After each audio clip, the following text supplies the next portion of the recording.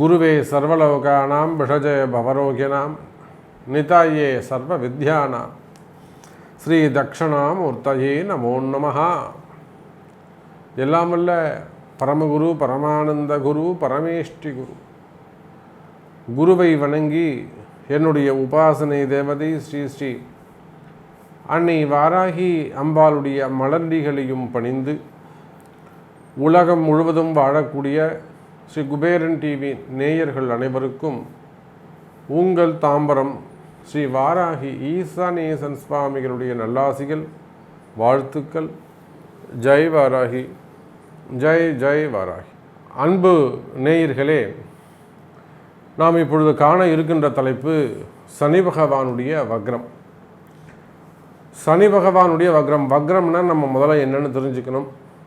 முக்கியமான வருட கிரகங்களாக இருக்கக்கூடிய குரு பகவான் மற்றும் சனி பகவானுக்கு சூரியன் 5ஆம் பாவத்தில் வருகின்ற பொழுது அந்த கிரகங்கள் வக்ரம் அடைகின்றன. அதே சூரியன் அந்த கிரகத்தை தாண்டி 8ஆம் பாவத்துக்கு 7ஆம் பாவத்தை கிராஸ் பண்ணும்போது வக்ர நிவர்த்தி அடைகின்றன. அப்போது ஒவ்வொரு வருடமும் இந்த வருட கிரகங்கள் வக்ரகதி அடைகின்றன. வக்ரம்னா என்ன அப்படின்னு சொன்னாக்கா பின்னோக்கிய பார்வை அப்படின்னு சொல்லலாம், தாமதமான செயல்பாடுகள்னு சொல்லலாம். ஒரு ஜாதகத்தில் ஒரு கிரகம் வக்ரமாகி இருந்தால் அந்த கிரகத்தினுடைய செயல்பாடுகள் பாதிக்கும், அல்லது வக்ரம் அடைந்த கிரகத்தின் பாவங்கள் பாதிக்கப்படும். ஒரு 7ஆம் அதிபதி பாதிக்கப்பட்டிருக்கிறாரு, வக்ரகதியாக இருக்காருன்னா அவருக்கு திருமணம் பந்தத்தில் குறைபாடுகள் இருக்கும், லேட்டாகும், அல்லது ஏதேனும் குறைபாடுகள் வருவதற்கு வாய்ப்புகள் உண்டு. 10ஆம் பாவத்தில் இருந்தால் தொழில் சரியாக அமையாது, 2வது பாவத்தில் இருந்தால் குடும்பம் சரியாக அமையாது, 5ஆம் பாவத்தில் இருந்தால் பூர்வ புண்ணியம் செயல்பாடுகள் சிறப்பாக இருக்காது, குழந்தை பாக்கியங்களில் கொஞ்சம் பிரச்சனைகள் இருக்கும். அதே மாதிரி 7 இருந்தால் கூட்டு தொழில் அவருக்கு ஒத்து வராது. இப்படி ஒருவருடைய ஜாதகத்தில் வக்ர கிரகங்கள் இருக்குமே, ஆனால் அந்த வக்ர கிரகங்களை எப்படி நம்ம ஆக்டிவேட் பண்ணுறது, அந்த கிரகங்களை எப்படி பூஸ்டப் பண்ணுறது, அந்த கிரகங்களை எப்படி நல்ல முறையில் செயல் வடிவம் கொடுப்பது. அதை போல் இந்த சனி பகவான் இந்த 2023வது வருஷத்தில் சனி பகவானுடைய வக்ரம் நிகழ்கிறது. எப்போ அப்படின்னு பார்த்தீங்கன்னாக்கா ஜூன் மாதம் 17ஆம் தேதி 17/6/2023 முதல் நவம்பர் 5ஆம் தேதி வரை இந்த சனி பகவானுடைய வக்ரம் நிகழ்கிறது. அப்போது சனி பகவான் கோபமான பார்வைன்னு வச்சுக்கலாமா, இது அப்படின்னு நம்ம சொல்லலாம். ஏன்னா சனி பகவான் இப்போ தான் மகரத்துலேருந்து கும்பத்துக்கு போனார், திரும்பவும் கும்பத்திலேருந்து மகரம் நோக்கிய பயணம்.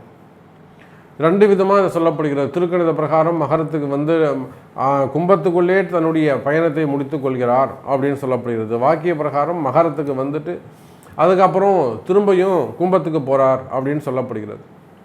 ஆனால் எப்படி பார்த்தாலும் இந்த இன்பிட்வீன் இந்த 4 months 139 நாட்கள், கிட்டத்தட்ட ஒரு 4.5 மாதம் வக்ரகதியில் தான் சனி பகவான் இருக்கிறார். அது திருக்கணிதமோ வாக்கியமோ நீங்கள் எது வேண்டுமானாலும் எடுத்துக்கொள்ளுங்கள். அப்போ இந்த 4.5 மாத காலம் சனி பகவான் வக்ரகதியில் தான் இருக்கிறார். 9 கிரகங்களில் ரொம்ப முக்கியமான கிரகம் சனி பகவான், அதில் எந்த சந்தேகமும் இல்லை. அவர் என்ன நினைக்கிறாரோ அதை தான் நடத்துவார்.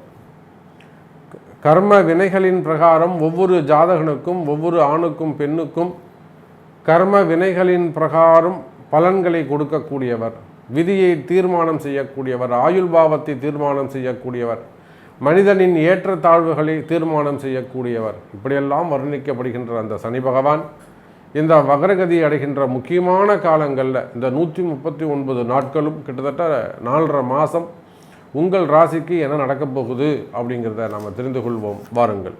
அன்பார்ந்த தனுசு ராசி நேயர்களே, தனுசு ராசி நேயர்களே, இந்த சனி பகவானுடைய வக்ரம், இந்த சனி பகவானுடைய வக்ரம் கண்டிப்பாக தனுசு ராசிக்கு ஒரு ஃபேவரபுள் பீரியடாக அமைய போகுது. காரணம் என்னன்னு கேட்டிங்கனாக்கா, இப்போ நிறைய தனுசு ராசி அன்பர்களுக்கு சந்தேகம் ஏற்படும். என்ன சந்தேகம்னா, சனி பகவான் வக்ரம்னா இப்போதைக்கு தனுசு சனி பகவான் 3வது பாவத்தில் கும்பராசியில் இருக்கார். வக்ரம்னா பின்னோக்கி வருதல். அப்போ அவர் மகரத்துக்கு வந்துட்டார்னா ஏதோ திரும்பவும் 7.5 சனி ஆரம்பிச்சிருமா அப்படிங்கிற ஒரு பெரிய சந்தேகம். இப்போ தான் எங்களுக்கு 7.5 சனிலாம் முடிஞ்சிருக்கே சாமி, அப்போ இன்னும் முதலேருந்து 7.5 சனி ஆரம்பிக்குமா, அல்லது இந்த 4 மாதங்கள் 4.5 மாதம் எங்களுக்கு அந்த 7.5 சனியுடைய தாக்கம் இருக்குமா, அவர் அந்த ஸ்டேஜில் தான் உட்காருவார், அந்த சீட்டில் தான் அவர் உட்காருவாரா?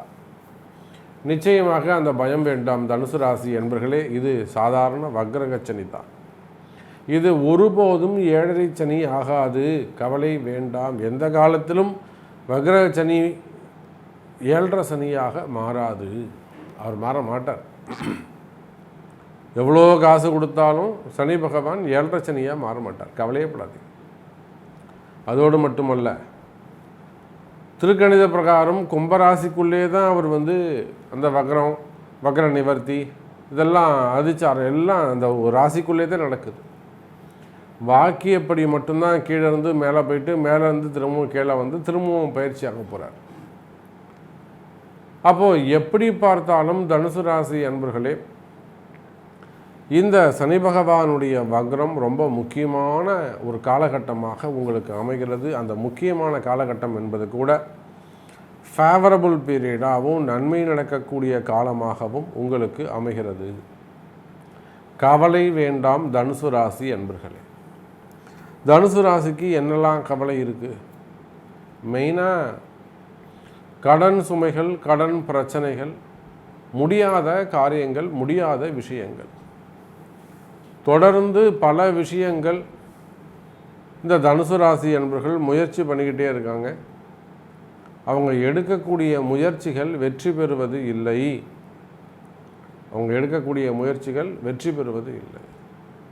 ஒரு ஃபேமிலி சப்ஜெக்டாக இருக்கலாம், குடும்பம் சார்ந்த உறவுகள் சார்ந்த பிரச்சனைகளாக இருக்கலாம், அல்லது ஒரு பையனுக்கு பொண்ணு பார்க்கலாம், அல்லது வரன் பார்க்கலாம், வரன் தேடலாம், சரியாக அமையாது, கேட்ட இடத்துல சரியாக பதில் வந்திருக்காது, அல்லது பேசி முடித்து அங்கே இதெல்லாம் ஒரு சண்டையில் போய் அது நிற்கும், ஒரு கலாட்டா கல்யாணமாக இருக்கும்,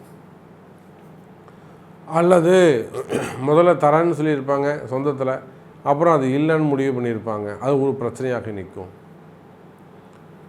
அதே போல் சொத்து தகராறுகள், மெயினாக இடப்பிரச்சனைகள், டாக்குமெண்ட்டு ப்ராப்ளம், நிறைய இடங்களில் அந்த பட்டா இல்லை, சிட்டா இல்லை, அடங்கள் இல்லை, விஓஓ இல்லை, காசு நிறைய கொடுத்துருப்பீங்க, உங்களுக்கு கிடச்சிருக்காது, நம்பி ஏமாந்துருப்பீங்க, பணம் கொடுத்து ஏமாந்துருப்பீங்க, இடமே இருக்காது சில இடங்கள்லாம், நிறைய நம்ம கிளைண்ட்ஸை பார்க்குறோம்.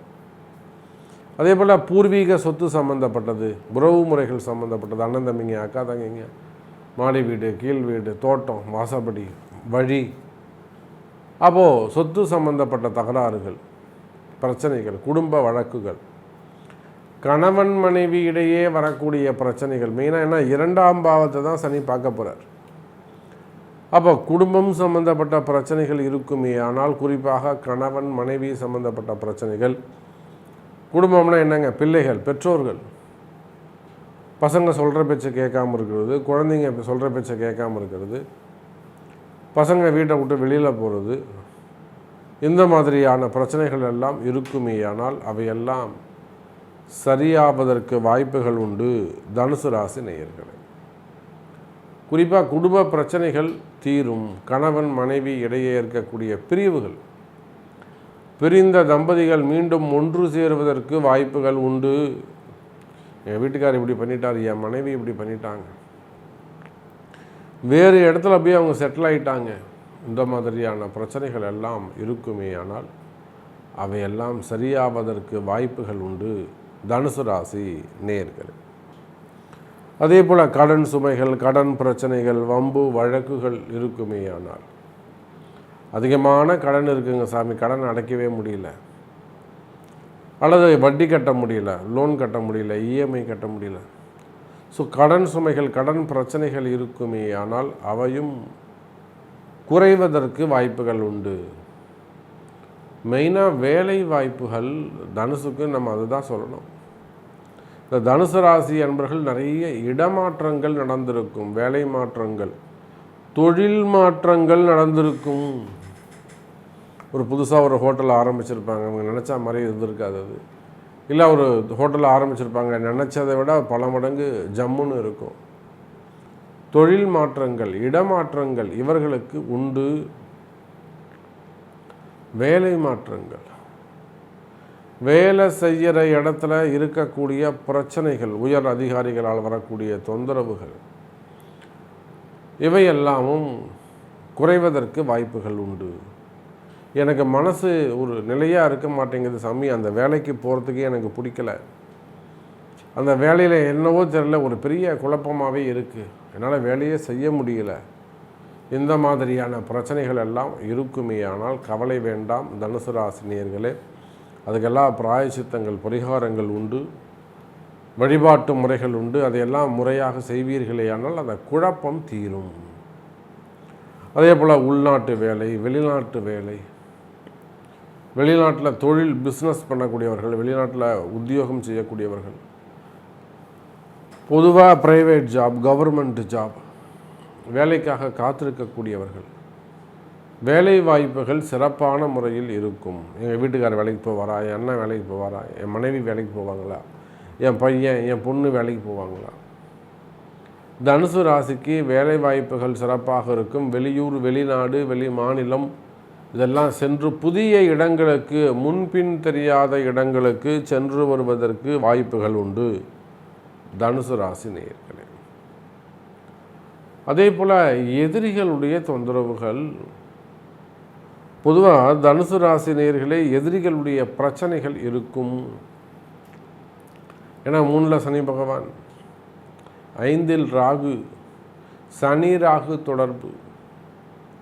அப்போ நிறைய தனுசு ராசி என்பவர்கள், ஒரு 20% தனுசு ராசி என்பவர்கள் போலீஸ் கேஸு, வம்பு வழக்கு, வீண்பழி அவமானங்கள், செய்யாத குற்றங்களுக்கு தண்டனைகள், சிறை தண்டனைகள் சம்பந்தப்பட்டது, இப்படி வம்பு வழக்குகள், பிரச்சனைகள், இதிலெல்லாம் சற்று கவனமாக இருக்க வேண்டும். நேம் ஸ்பாயில் ஆகிறது, தேவையில்லாத பிரச்சனைகள் வருவது,